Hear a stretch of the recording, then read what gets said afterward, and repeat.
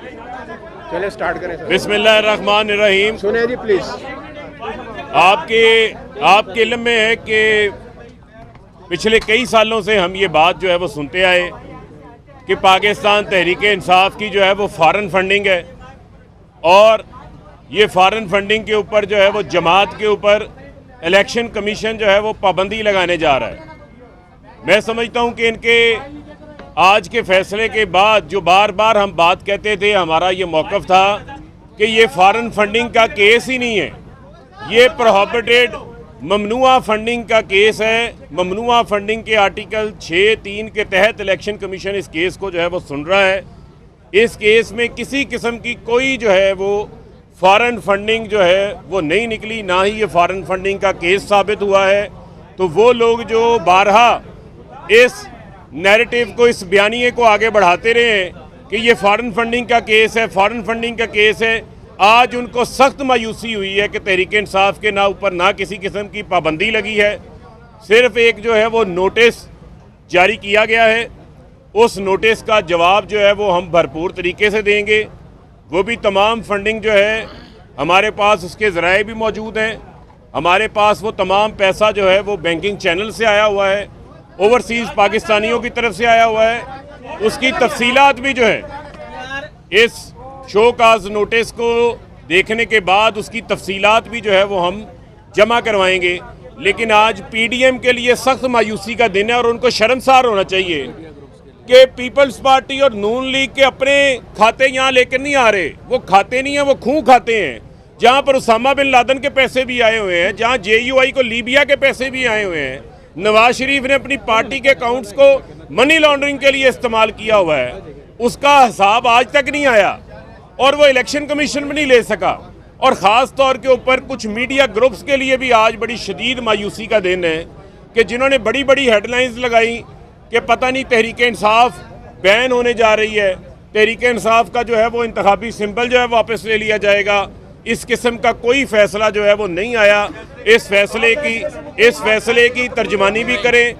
अब जहाँ तक रह गई बात फैसले से मुतमिन के हवाले से, हमने पहले ही अपने तहफ़्फ़ुज़ात का इजहार किया इलेक्शन कमीशन के हवाले से।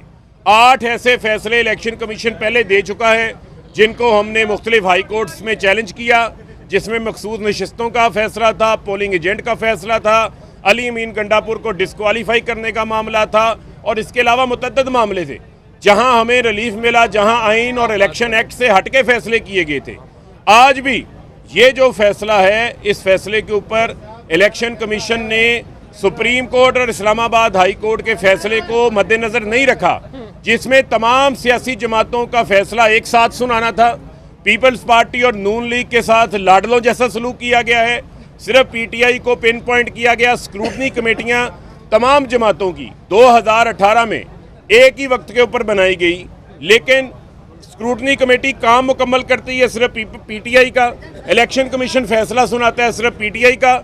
मैं आज इलेक्शन कमीशन से, चीफ इलेक्शन कमिश्नर से ये सवाल पूछता हूँ कि अगर आप जो है वो गैर जानिबदार हैं तो फिर साबित करें पीपल्स पार्टी और नून लीग का फैसला कहाँ पर है। उनका फैसला भी आना चाहिए। को 12 अकाउंट तो उन्होंने डिस्क्लोज नहीं किए, छुपाए हुए हैं नून लीग ने, 11 पीपल्स पार्टी ने छुपाए हुए हैं, वो क्यों नहीं सामने आए। तो लिहाजा इस फैसले के ऊपर भी मैं समझता हूँ कि हमारी जो कानूनी टीम है वो अपनी राय भी सामने लेकर आएगी, नोटिस का भी हम जवाब देंगे, लेकिन इलेक्शन कमीशन के ऊपर हमारे वो तहफ़्फ़ुज़ात हैं वो उसी तरह बरकरार हैं। फॉरेन फंडिंग के हवाले से हमारा ही मौक़िफ़ की जीत हुई है, जो हम बार बार कहते रहे हैं कि वो इलेक्शन कमीशन का एक मिनट मुकम्मल कर लें। हम बार एक मिनट इधर ही है एक मिनट कोई बात नहीं सर, आप इसी तरह डिप्रेशन में थोड़ी देर इसी तरह आप हंसते रहे, हमें अच्छे लगते हैं। बात ये है, मामला देते हैं जी आपके सवाल का भी जवाब दे के देंगे। जो मौक़िफ़ हम ये कहते रहे हैं कि ये इलेक्शन कमीशन के परव्यू में नहीं है, फॉरेन फंडिंग का फैसला सुनना या पार्टी की पाबंदी लगाना, वो हमारा मौक़िफ़ दुरुस्त हुआ है। और मैं उस मीडिया ग्रुप को भी कहता हूं कि अब तो कौम को जो है वो सच बताएं, हकाइक बताएं। आपके लिए जो है वो काफ़ी डिप्रेशन का दिन है। जी मलिका बुखारी साहब। बिस्मिल्लाहिर्रहमानिर्रहीम। फ़ारूक हबीब की बात को आगे बढ़ाऊंगी कि बहुत सारी ख्वाहिशात हैं बहुत सारे मीडिया ग्रुप्स की और PDM की 11 जमातों के रहनुमाओं की जो आज दम तोड़ गई हैं। हमने तो पहले दिन से कहा था कि पाकिस्तान तहरीक इंसाफ वो जमात नहीं है जिसने बैरून मुल्क से फंडिंग ली है, लेकिन एक हमारे खिलाफ फेक प्रोपेगेंडा आगे बढ़ाया गया।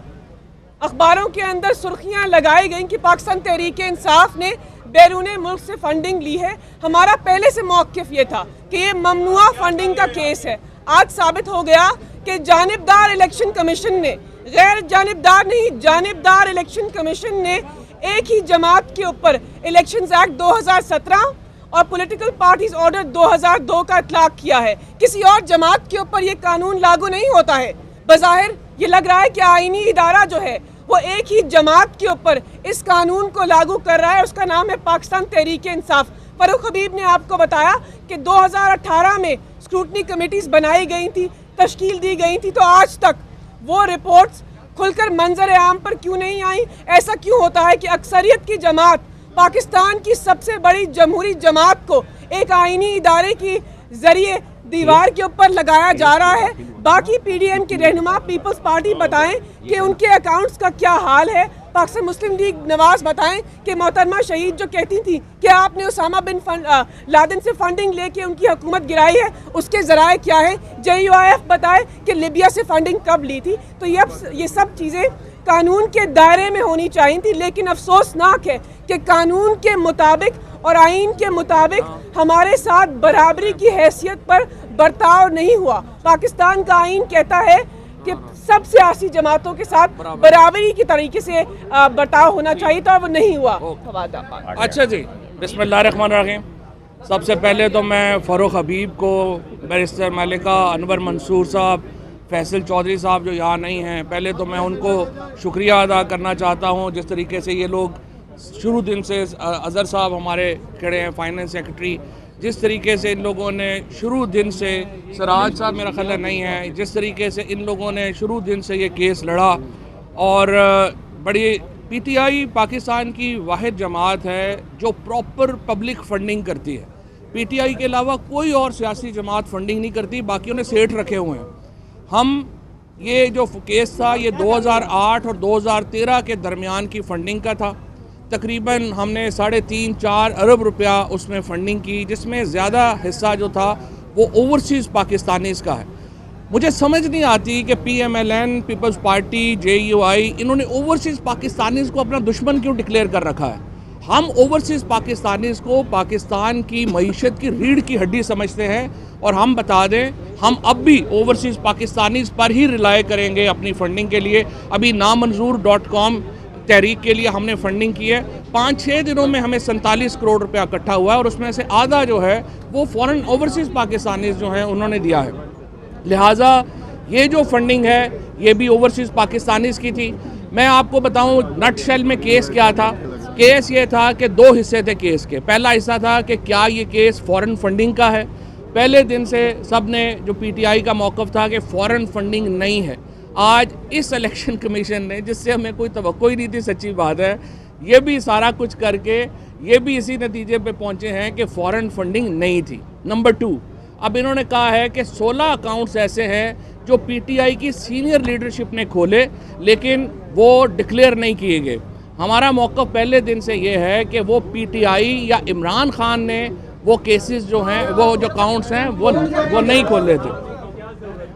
वो जो अकाउंट्स 16 अकाउंट्स हैं उनका PTI से जो था वो इमरान खान के डायरेक्ट लिंकेज में नहीं है। वो जब हमें नोटिस अब मिला है, अब पहली बात तो तय हो गई कि फ़ॉरेन फंडिंग नहीं है। जो PMLN और हमारे 1-2 दोस्त हैं हमारे ग्रुप जियो के, वो वाले भी कह रहे थे कि जी पता नहीं शायद वो साबित हो जाए। तीसरा ये है कि अब हम अगला जो मरहला है वो शुरू होगा जिसमें हम बताएंगे कि ये 16 अकाउंट्स भी लीगल हैं, इनमें भी कोई लीगैलिटी नहीं है। तीसरी बात, हमारा मौक़िफ़ पहले भी ये था, अब भी यही है, People's Party, PMLN, JUI parties का तमाम लोगों को बड़ा अहम है कि पता होना चाहिए फ़ंडिंग कहाँ से आ रही है। PTI समेत किसी जमात को ये हक हासिल नहीं है कि वो अपनी फंडिंग को आवाम से छुपाए, और ये जो असूल है ये तमाम जमातों पे लागू होता है। पीटीआई का आपने कर लिया, अब हम आपसे उम्मीद रखते हैं कि आप जल्द से जल्द बाकी जमातों की फंडिंग लोगों के सामने लेके आएंगे ताकि पता चल सके कि वो कहाँ खड़े हैं और पाकिस्तान में कानून की अमलदारी हो। जी सवाल एक ही है, हाँ। मिस डिक्लेरेशन कि क्या खान साहब ने जो इलेक्शन कमीशन में की जो हमारे पास आई कि खान साहब ने मिस डिक्लेरेशन की? मिस डिक्लेरेशन नहीं की ना। देखिए ना, मैं इमरान खान को एक ऑडिटेड अकाउंट मिलते हैं, हम अपने अकाउंटेंट से कह रहे हैं, जैसे मसलन आरिफ नकवी का आप लेते हैं या किसी का लेते हैं, ये ज़रा थोड़ा इसमें यह आ जाता है कि जी मुझे मेरा ऑडिटर कह रहा है कि ये सारे अकाउंट्स लीगल हैं, मैं अपने अकाउंटेंट के ऊपर बिलीव करके साइन कर दूंगा। तो मुझे तो जो बताया जा रहा है, मैंने तो अपने जो फैक्ट्स जो मुझे मालूम है उसी के ऊपर करना है ना। ये जो 16 अकाउंट्स जो कह रहे हैं कि इमरान खान को डिक्लेयर करने चाहिए थे, अगर इमरान खान को पता ही नहीं तो वो कैसे डिक्लेयर करेंगे? तो ये हम उसका जवाब भी बाद में दे देंगे। जी, वफाकी हुकूमत को इसलिए भेजी जाती है और हमें इसलिए भेजी जाती है कि वो अकाउंट्स जो हैं उनको सीज़ किया जाए और उनको कन्फिस्केट किया जाए। हम ये समझते हैं कि ये कन्फिस्केशन भी गलत है, कन्फिस्केशन को भी हम चैलेंज करेंगे।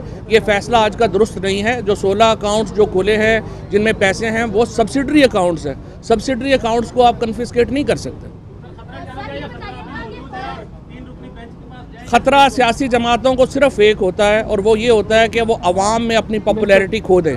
ये ख़तरा PMLN और पीपल्स पार्टी को है, जो आज अवाम में निकल, बेचारे बर्गर तो बाहर खड़े होकर खा नहीं सकते, बाकी उन्होंने क्या सियासत करनी है। वो इलेक्शन में रेफरेंस जा रहे हैं।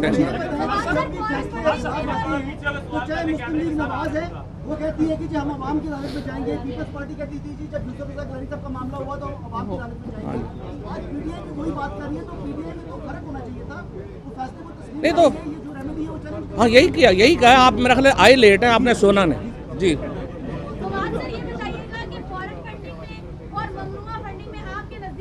नहीं, फॉरेन फंडिंग में तो ये फ़र्क है ना कि फॉरेन गवर्नमेंट्स जो है वो पार्टी को फंड कर रही हों। जैसे कि अभी फ़ारूक ने और मलिका ने कहा कि आप ज़रा JUI की फंडिंग निकालें ना और देखें कि जो सैफुल इस्लाम कज़ाफ़ी थे वो तशरीफ़ लाए थे यहाँ पे, तो कैसे आए थे और वो क्या करने आए थे। तो ज़रा फजलुर रहमान साहब की फंडिंग जब आप निकालेंगे तो तब आपको पता चलेगा फॉरेन फंडिंग क्या होती है। और एक और ब्रादर मुल्क की बुलेट प्रूफ गाड़ियों के ऊपर और हेलीकॉप्टरों के ऊपर नवाज शरीफ कैंपेन करते रहे। आपने सवाल पूछा है भाई, आरिफ नकवी ने ऐसा मैच कराया था जिसमें पेशावर को गालियां दी गई, फैसलाबाद को गालियां दी गई। अच्छा, वही फंडिंग तहरीक इंसाफ ने इनको दी गई। मैच की फंडिंग पर आपका क्या मौके से? अच्छा, पहली बात तो यह है कि ये जो मैच की तो फंडिंग ही नहीं थी, ना ही वो फंडिंग यहाँ पे आई, वो डिनर की फंडिंग थी। डिनर का कोई जो है वो ऐसा इशू नहीं था। अब मुझे नहीं पता कि ये किसने कहा कि आपको गालियाँ दी गई, गालियाँ देकर थोड़ा फंडिंग दी जाती है। कानूनी नुक्ता जो आपने पहले सवाल किया था उसको थोड़ी सी वजाहत हाँ। कर दें। आपने कहा कि जो ऑडिट करके एक दस्तावेज खान साहब को दी थी उसमें अगर कुछ हाँ। तफसीलात होंगी तो इतनी डिटेल से नहीं पड़ी होंगी, लेकिन साइन तो उन्होंने किए ना। नहीं पूरे जिम्मेदार तो सही, होंगे। देखिए कानून क्या फंड्स आते हैं, पहले डिक्लेरेशन आती है, जैसे यहाँ पे डिक्लेरेशन आई इलेक्शन कमीशन में। आरिफ नकवी साहब ने फॉर एग्जांपल फ़ंड किया तो उन्होंने इलेक्शन कमीशन में भी अपना एफिडेविट दिया, उन्होंने ब्रिटिश लॉ में भी अपना एफिडेविट दिया कि ये कानून के मुताबिक है। उसके बाद दूसरे मरहले के ऊपर आपका जो अकाउंटेंट है वो सारे वो वेरीफाई करता है, उसके बाद वो चेयरमैन को रिपोर्ट देता है कि जी ये वेरीफाइड अकाउंट्स हैं, तो आप बिलीविंग ऑन दिस प्रोसेस आप साइन करते हैं। देखिए बात ये जो मिस डिक्लेरेशन की बात हो रही बार बार, मिस डिक्लेरेशन उस सूरत के अंदर है कि अगर कोई पैसा हमें वसूल हुआ और हमने अपने बैंक अकाउंट्स में जमा ना करवाया, वो जमा है। इसके अलावा जो पॉलिटिकल पार्टी आर्डर 2002 की शिक नंबर 13 है, वो ये डिमांड करती है कि आपने अपनी आमदन, अखराजात, असासे और जो वाजिबात हैं उसकी ऑडिटेड रिपोर्ट जमा करवानी है।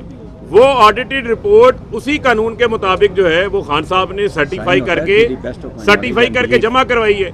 यहाँ कुछ ऐसा नहीं हुआ कि इमरान खान का कोई ज़ाती अकाउंट है जिस तरह नवाज शरीफ के अकाउंट में मिस डिक्लेरेशन थी, या इमरान खान के किसी पर्सनल अकाउंट के अंदर किसी किस्म की कोई मिस डिक्लेरेशन नहीं है।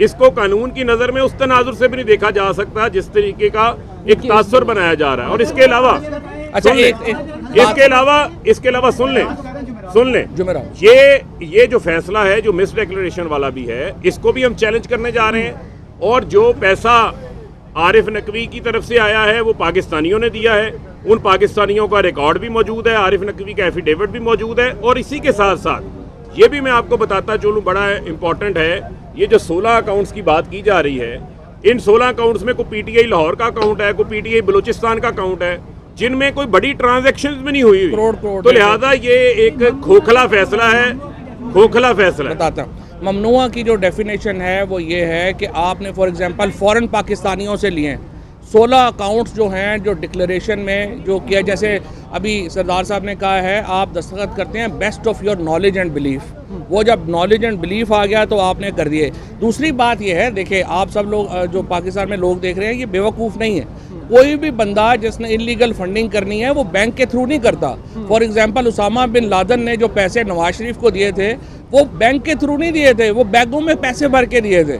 अगर आपने इलीगल फंडिंग करनी है वो लोग डॉलरों में बैगों में भर के देते हैं, हम ये काम नहीं करते। ये काम जरदारी साहब का, नवाज शरीफ का, इन लोगों का रहा है। बहरहाल एक और कामयाबी है आज पाकिस्तान तहरीक इंसाफ की, अल्हम्दुलिल्लाह एक और जो इन्होंने हवा बनाया था वो निकल गया।